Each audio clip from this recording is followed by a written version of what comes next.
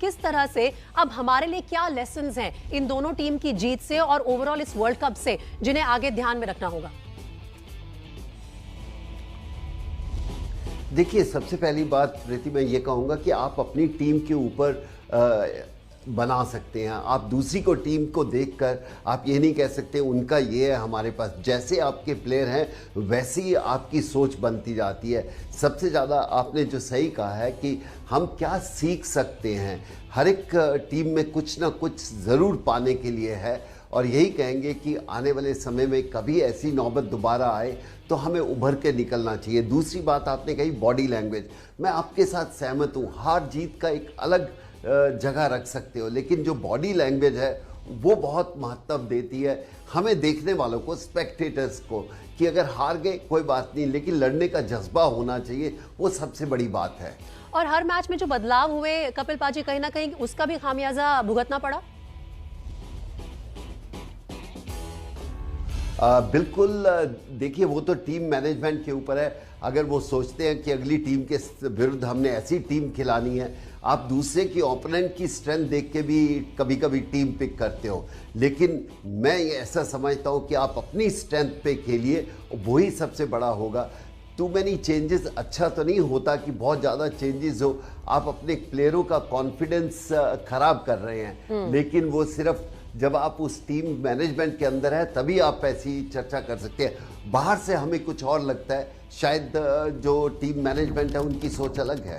बिल्कुल। और एक बात जो कपिल पाजी ने यहाँ शो में की वो ये है कि लड़ने का जज्बा होना बहुत जरूरी है। और अतुल, आप भी सुबह ये बात कह रहे थे, इससे पहले भी जब भी हमने टीम इंडिया की हार की चर्चा की, आपने कहा कि वो हंगर नजर नहीं आ रहा था, वो भूख नजर नहीं आ रही थी। लेकिन यहाँ पर इन दोनों टीमों के बड़े खिलाड़ियों ने ये दिखा दिया कि आपका आईपीएल का प्रदर्शन कोई मायने नहीं रखता, आपका बायलैटरल सीरीज का प्रदर्शन कोई मायने नहीं रखता। अपने देश को अगर आप एक बड़ी ट्रॉफी दिखाते हैं तो ही आप दिलाते हैं, तो ही आप एक बड़े खिलाड़ी कहलाए जाएंगे। देखिए, आज दो बहुत बढ़िया पारियां हमने देखी हैं। केन विलियमसन जैसे कहते हैं ना कि क्लास इज परमानेंट और फॉर्म जो है वो टेम्पररी है, तो आज बता दिया उन्होंने, और मिचेल मार्श ने उसका जवाब दिया। पर मैं ये सही जीएस विवेक ने कहा कि ये जो चेंज किया बैटिंग ऑर्डर में वो सफल हुआ, पर इतनी आसानी से पत्रकार बिल्कुल टोपी बदल देते हैं। क्रिकेटर को थोड़ा सा डर लगता है, क्योंकि क्या होता है कि सफलता के कई पिता होते हैं और असफलता एक अनाथ होती है। तो ये तुक्का हमारा अगर चल जाता है, ईशान किशन चल जाते, तो आज हम तारीफ कर रहे होते। पर ऐसा कुछ सीखने को नहीं है। इंडियन टीम के बारे में सबको पता है, हमें सबके बारे में पता है, और ये नॉर्मल क्रिकेटिंग एनालिसिस है, तो इस पर ज्यादा तवज्जो नहीं देनी चाहिए। उस दिन ऑन दैट पर्टिकुलर डे हमने अच्छा नहीं खेला, वो भूख जो थी, जो जज्बा था वो नजर नहीं आया। और चलिए इससे सीखे और आगे बढ़े। कुंतल, मैं आपके पास आना चाहूंगी, और इनफैक्ट ये जो अगला पॉइंट है इसी को लेकर आना चाहूंगी। आज डेविड वार्नर से क्या सीख सकते हैं हम? आईपीएल में देखिए वो फेल रहे थे। एक समय ऐसा था कि वार्नर के 8 मैच में सिर्फ 195 रन थे, और देश के लिए डेविड वार्नर ने कमाल करके दिखा दिया। वार्नर ने ऑस्ट्रेलिया के लिए सबसे ज्यादा रन बनाए सेमीफाइनल और फाइनल में, जब ये सबसे ज्यादा मैटर करता था। अर्धशतक भी लगाए डेविड वार्नर ने, उनका स्ट्राइक रेट रहा 147 का, यानी तेजी से उन्होंने ये रन स्कोर किए जैसा कि उनकी टीम की रिक्वायरमेंट थी। और कुंतल, इसी मुद्दे पर बात करना चाहूंगी मैं कि आईपीएल में सनराइजर्स हैदराबाद ने कप्तानी छीनी डेविड वार्नर से। एक समय में प्लेइंग 11 में उन्हें जगह नहीं मिली, उसके बावजूद उनके कंधे नहीं झुके, उन्होंने अपने देश के लिए ये ट्रॉफी जीत के दिखाई। देखिए, इससे सीख एक ही है कि हम लोग माइक्रो लेवल में ज्यादा क्यों सोचेंगे कि नंबर 1 क्या है, 2 है क्या, 3 है क्या, 4 है। मैक्रो लेवल में एक ही चीज सोचेंगे कि आईसीसी ट्रॉफी जीतना है, ना कि कोई बायलैटरल सीरीज जीतकर हम लोग बहुत सेलिब्रेट करेंगे। तो देखिए, आप अगर 10 साल के बाद आप अगर किसी से पूछेंगे 1983 में क्या हुआ था, सबको पता है। 2011 में क्या हुआ था, गूगल करके नहीं देखना पड़ेगा। 2007 में क्या हुआ था, गूगल करके नहीं देखना पड़ेगा। लेकिन 86 में क्या हुआ था, ये गूगल करके देखना पड़ेगा कि ओवल में क्या हुआ था भाई, एडिलेड में क्या हुआ था, ब्रिस्बेन में क्या हुआ था। आईसीसी ट्रॉफी जब आप जीतते हो तब आपको ढूंढना नहीं पड़ता है, सबको पता होता है। 100 साल के बाद, 200 साल के बाद, 300 साल के बाद भी पता होता है। इसीलिए क्रिकेटर्स को यह समझना है, मुझे आईसीसी टूर्नामेंट जीतना है। अब पाजी जब खेलते थे 4 साल में एक आईसीसी टूर्नामेंट होता था, तब बायलैटरल सीरीज के महत्व बहुत ज्यादा होता था। लेकिन अब आईसीसी ट्रॉफी हर साल में एक एक होता है, या तो वर्ल्ड कप, या तो चैंपियंस ट्रॉफी, या तो T20 वर्ल्ड कप, या फिर वर्ल्ड टेस्ट चैंपियनशिप। तो एक साल में जब एक आईसीसी ट्रॉफी हो रहा है, तो ये तो आपका लक है एक क्रिकेटर के तौर पर। देखिए, 2 साल पहले जिमी निशम ने कहा था कि मैं क्रिकेटर होकर अगर पैदा नहीं होता तो अच्छा होता, क्योंकि बाउंड्री काउंट में जब वो हार गए थे न्यूजीलैंड के खिलाफ, उनको लगा था कि बहुत अनलकी है वो, लेकिन एक साल में फिर से वो 2 साल पहले की बात है, वर्ल्ड टेस्ट चैंपियनशिप जीता, एक साल के बाद फिर से एक आईसीसी टूर्नामेंट और लगातार न्यूजीलैंड की टीम तीन फाइनल्स तक पहुंची। क्रिकेट भारतीय क्रिकेटर्स को सिर्फ सोचना है कि मुझे बायलैटरल सीरीज में जीतूंगा, ठीक है, वहां मुझे एक्सपेरिमेंट करना है, जो दोनों क्रिकेटर्स हमारे साथ पैनल पर मौजूद है, कुंतल, मैं उनसे जरूर पूछूंगी कि ये अप्रोच किस तरह की होनी चाहिए अब आने वाले समय में। क्या हमें बड़े आईसीसी टूर्नामेंट्स के लिए तैयारी करनी चाहिए, उसी पर फोकस रखना चाहिए या नहीं? लेकिन उससे पहले डेविड वार्नर ने आज जो 53 रन बनाए 38 गेंदों में, आइए उनकी पारी पे एक नजर डालते हैं। तो शानदार 53 रन बनाए आज डेविड वार्नर ने, और डेविड वार्नर की पारी देखिए, 38 गेंदों पे उन्होंने 53 रन बनाए, जिसमें 4 चौके और 3 छक्के भी शामिल थे। और इसी की बदौलत बड़ी आसानी से ऑस्ट्रेलिया ने 173 रन का टारगेट जो है चेज कर लिया और अपनी टीम को आज T20 वर्ल्ड कप का खिताब दिला दिया पहली बार। कपिल पाजी, जिस चीज़ के बारे में कुंतल चर्चा कर रहे थे इस पारी को देखने से पहले, कि हर साल कोई ना कोई आईसीसी का टूर्नामेंट हो रहा है, कोई ना कोई वर्ल्ड कप के लिए आप आगे बढ़ रहे हैं, क्या ये करंट क्रिकेटर्स के लिए ज़्यादा दबाव वाली सिचुएशन है या ये फ़ायदेमंद होना चाहिए ओवरऑल कि आपके पास एक मौका आता है हर साल, आप अपनी जीत के साथ इतिहास के पन्नों में दर्ज कर सकते हैं उस जीत को कि आपने अपनी टीम को, अपनी कंट्री को ये ट्रॉफी दिलाई? दबाव का तो नाम ही नहीं आना चाहिए, क्योंकि जब आप इंडिया को रिप्रेजेंट कर रहे हो, अपने देश को रिप्रेजेंट कर रहे हो, तो वो पैशन है, और पैशन में अगर दबाव आ गया तो फिर खेलने का फ़ायदा नहीं है। मैं ये मानता हूँ कि शायद ये जो सीरीज़ हो रही है ये कम होती जाएंगी, आईसीसी के टूर्नामेंट ज़्यादा से ज़्यादा होंगे।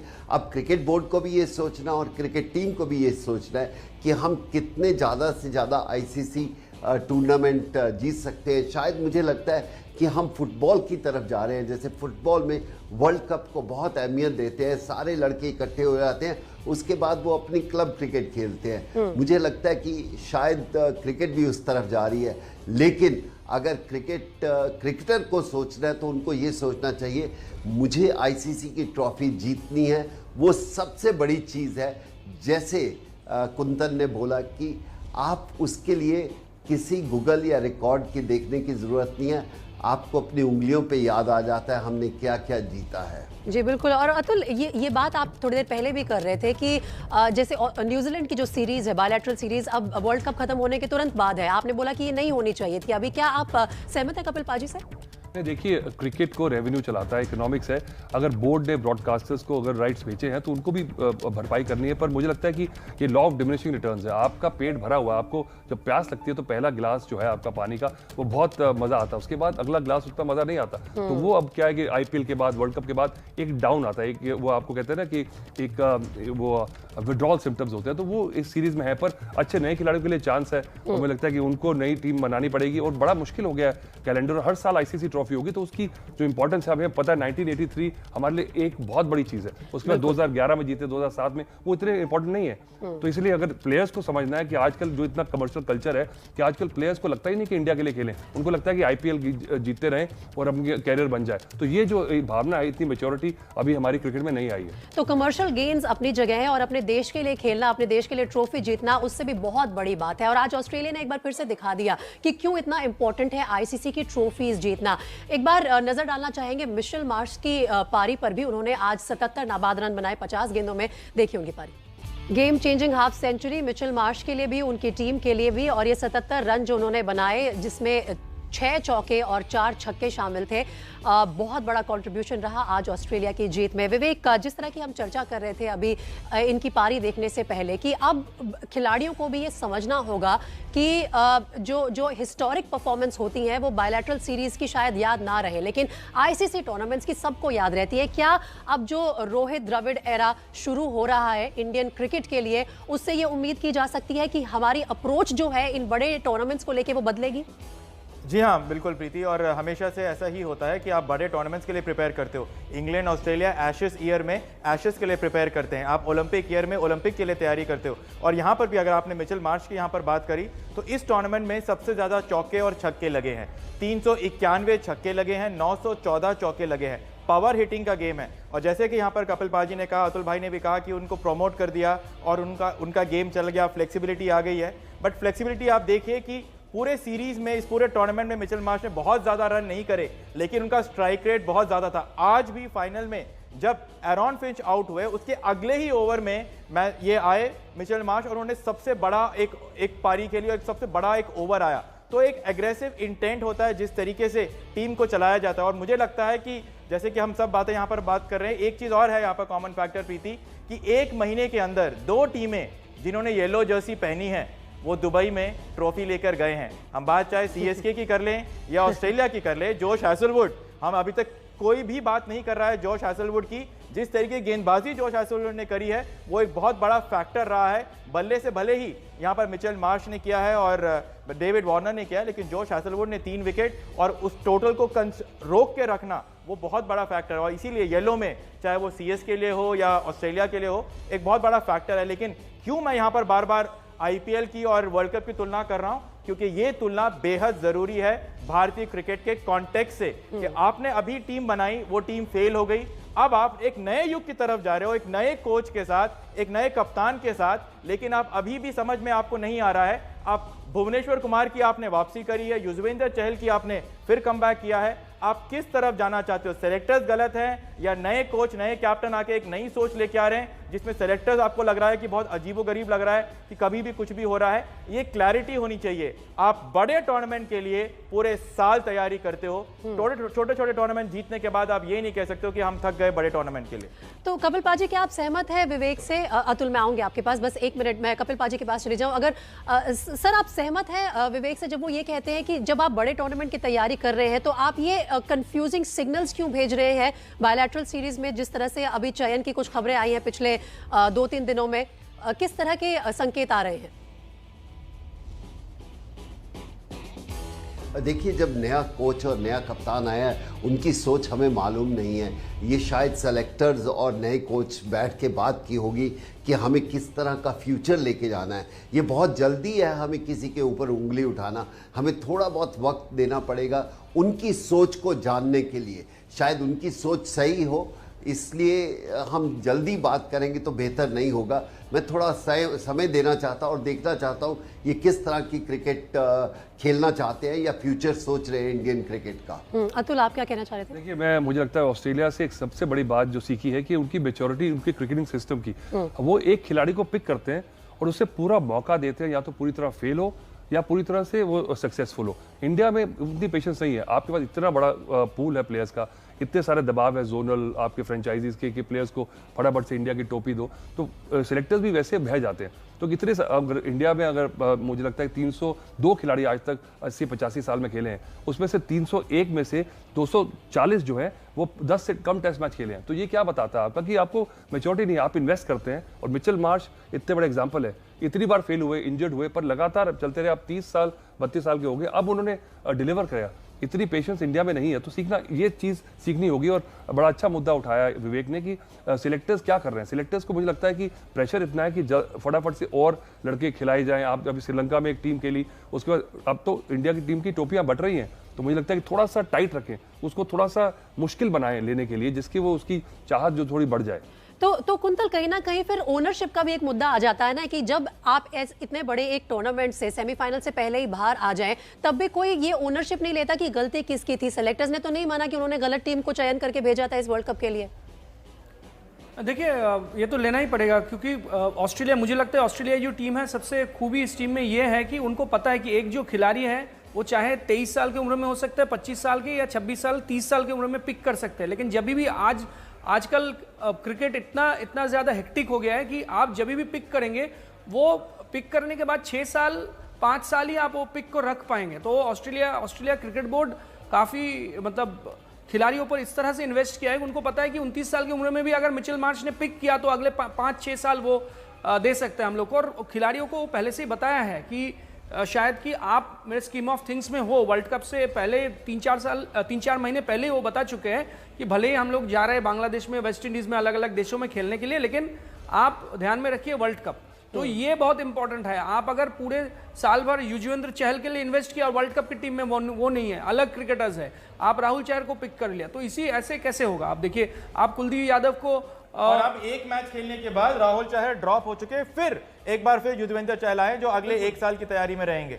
सेम हुआ भुवनेश्वर को, आपने कहा सीनियर खिलाड़ी हैं, आपने उनको मैच नहीं खिलाया, 2 मैच के बाद ड्रॉप किया। अब जब नई टीम आनी चाहिए, जब चेतन सकारिया और बाकी आई लेफ्ट आर्म सीमर्स हैं, उन पे इन्वेस्ट करना चाहिए, अब आप वापस भुवनेश्वर कुमार की तरफ जा रहे हो, तो लैक ऑफ क्लैरिटी है जो अब टीम इंडिया को तो ऐसा करते करते अगर अगले 6 महीने तक आप खींच लिए तो फिर अगला वो इवेंट आ जाएगा 2022 वाला ऑस्ट्रेलिया में जो T20 वर्ल्ड कप होने वाला। तो अब आपको फोकस करना चाहिए कि मेरी जो टीम है उसमें एक 20 खिलाड़ियों का न्यूक्लियस रहेगी, वो उनमें से मुझे पिक करना है 14-15 खिलाड़ियों को, और इन 20 खिलाड़ियों को कह दिया जाएगा कि आप तैयार रहिए अगले T20 वर्ल्ड कप के लिए। एक्शन होगी, उसके बारे में हमें मालूमात नहीं है, तो हम इसके बारे में क्यों इतनी चर्चा कर रहे हैं कि अगले वर्ल्ड कप के बारे में सोचे, जब तक हमें वहां से डायरेक्शन नहीं आएंगे या वो हमें नहीं बताएंगे कि अगले 6 महीने हम कैसी क्रिकेट खेलना चाहते हैं।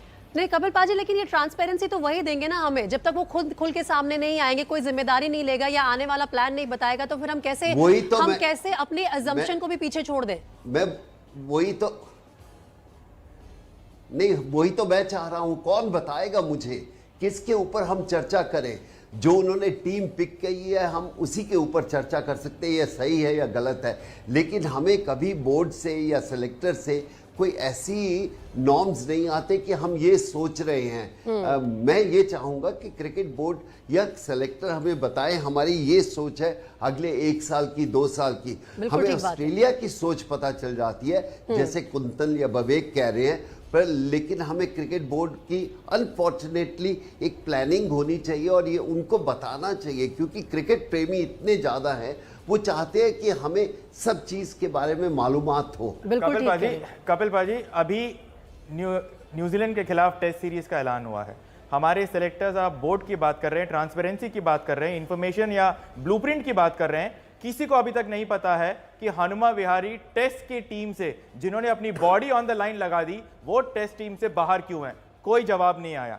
अभी तक किसी को नहीं पता है कि शार्दुल ठाकुर, मोहम्मद शमी T20 की टीम से ड्रॉप हुए हैं या फिर उनको रेस्ट किया गया है। विराट कोहली का आगे का फ्यूचर बस इतना है कि वो टेस्ट टीम में वापस आ रहे हैं, व्हाइट बॉल में क्या है, रेस्ट किया जा रहा है या उनको कंसिडर नहीं कर रहे हैं, कोई सवालों का जवाब नहीं आ रहा है। जब सवालों के जवाब नहीं आ रहे हैं तो हम इसलिए पूछ रहे हैं और सेलेक्टर से पूछ रहे हैं, क्योंकि विराट कोहली हो या रवि शास्त्री हो, राहुल द्रविड़ हो या रोहित हो, टेम्पलेट है किस तरह एक बड़ा खिलाड़ी, वर्ल्ड ग्रेटेस्ट प्लेयर, पर कितने सहज उनकी मॉरल कंपास जो है, किस तरह से उन्होंने अपना एक जीवन बनाया है, कोई ग्लैमर नहीं है। तो ऐसे अगर रोल मॉडल बन जाए तो हमारी नेक्स्ट जनरेशन जो है वो बिल्कुल संतुलित रहेगी। मैं इसी पर फाइनल कमेंट्स कपिल पाजी से भी लेना चाहती हूँ। कपिल पाजी, अब द्रविड़ एरा से आपकी क्या उम्मीद है आने वाले समय में?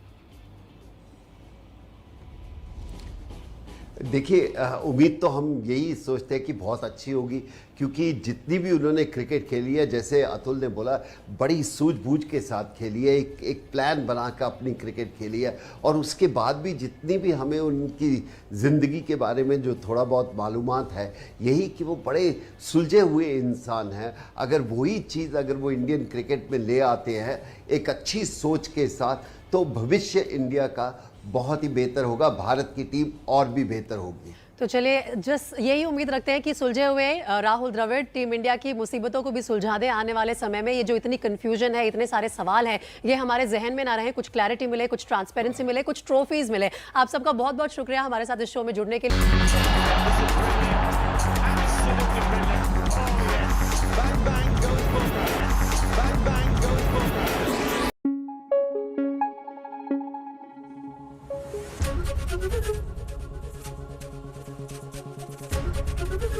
एबीपी न्यूज आपको रखे आगे।